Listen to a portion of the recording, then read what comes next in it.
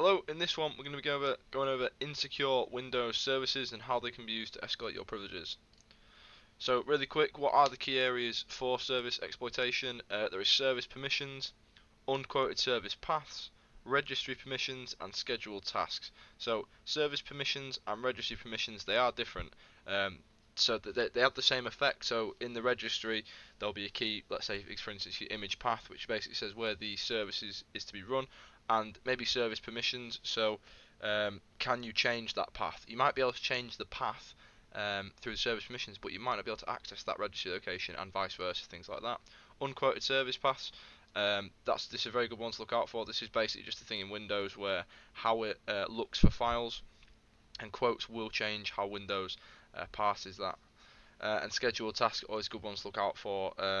It's not so much a service, but it's just I've included it in this because it is very similar. So for starting off, how do we find vulnerable services? So straight away, your automated scripts, power up WinPs, they're going to note down or tell you what services you can interact with, what services you have various rights to. You can't really beat manual enumeration, especially if you see a non-default service. So if you obviously look at enough machines, you'll see some that you recognise, and some of them are easily named. But let's say you get a service on there that is obviously not standard to Windows, you definitely be checking that out. And there's a few ways you can do that. So you can use the SC binary, services to MSC if you're on GUI, things like that. You can run it in a shell as well.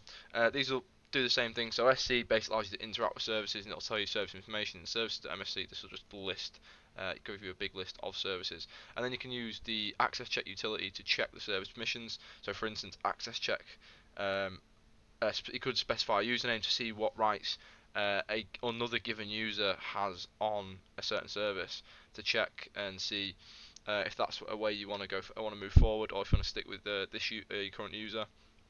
And this will basically display all the permissions of a given service, or the things that you can do on the given service. Sorry, it says down there, checks all services a given user has right access over. Insecure service permissions. So again, use access check to see what permissions your user has over a given service.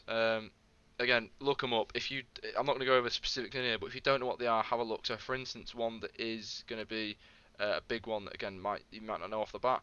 Service change config. If you ever see that immediately, that's a really good vector. So with that service change config, you can change the binary location. I think I've mentioned it down here. Here we go. So a service config has specifies its binary location. So you can do a command like this, scconfig. And setting this service here, its binary path to your own reverse shell, and that goes for any other service that has this access right attached for your user. And check the permissions of the service binary as well. So don't just go straight to this. If you know where the service is located, try and see if you can have it and try and replace the binary actually in that location. Unquoted service paths. So if Windows, in Windows, binary paths, if they have spaces and aren't wrapped in quotations, it can allow privilege escalation through an unintended method, basically. So what the quotes basically tell Windows when they're parsing it is that this string is absolute. It's going the full length. But if the sorry, I'm thinking of a way to explain this. Um, I'll read off the slide for this one. So this is because service paths which have spaces and aren't wrapped in quotes are parsed differently to service paths which are wrapped in quotes.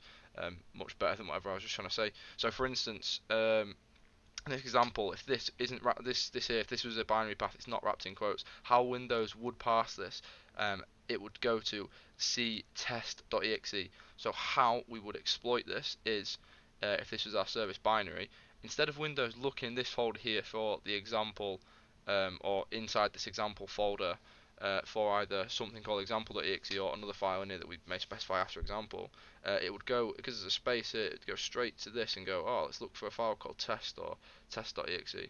As it says there, the above unquoted path could be exploited via inserting a test.exe application inside the root of the C drive or any other point where there is a space inside the path. So if this wasn't in the C drive, if it was C, or anything with a space essentially in the name and it's unquoted, if you've got write access over any of those location paths, where so you can write a binary in there, How you'd exploit that is by calling the binary name, the binary name of the first word where the space is present. And a good box to try this on would be Proving Grounds Jacko. I can't remember off the top of my head, but obviously I've wrote it there in the slide, so I'll have a look at that. Finally, registry permissions. So modern Windows systems store Windows service info inside the that location there. Always check to see if specific services. Always check to see if you have right access over specific services in the registry. These, as I said, these are different to other service permissions, so you might be able to change interact with the service directly, whereas you probably aren't going to be able to edit the registry, and as I said before, vice versa. You might be able to edit the registry but not interact with the service directly.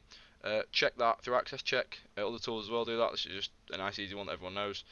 See if you can overwrite the image path key, etc. And how you do that is something like this. So let's say if we had a service, we'd go to this, whatever the service name is here, and then we would change its image path to our new binary location. Finally, schedule tasks. There's not too much to say on schedule tasks. So schedule tasks are essentially cron jobs of Windows. So I'd always give these a little check. So maybe you've got a task running some sort of script that allows you to PE or anything else. It's always a good one to look at. It's nice and easy, potentially nice and easy quick win.